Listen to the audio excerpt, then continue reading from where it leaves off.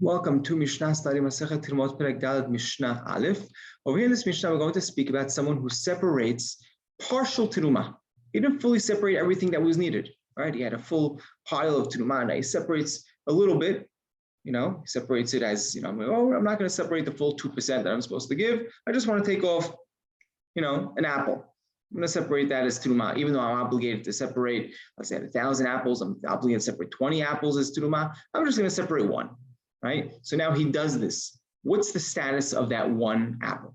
Amafrish miktsat teruma ma'asrot. Someone who separates partial teruma, partial ma'asrot. Motzi mimenu teruma alav. Right? So what he separated does not count as teruma.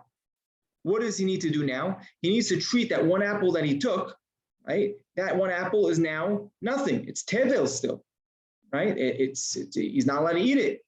And he needs to separate teruma from that apple. So he slices off 2% of that apple, and he separates that as teruma from that one piece that he separated as what he thought was going to be partial teruma, which really counted as nothing.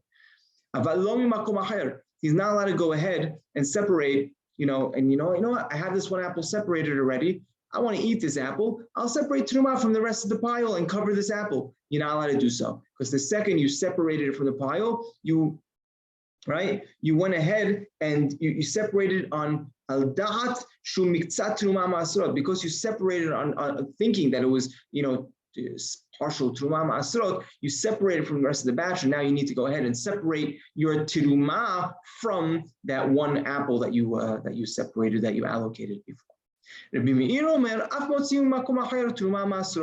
allows you to separate from elsewhere to cover that one apple, that partial teruma that you wanted to go ahead and separate before. Halacha, though, is not like Rabbi Meir.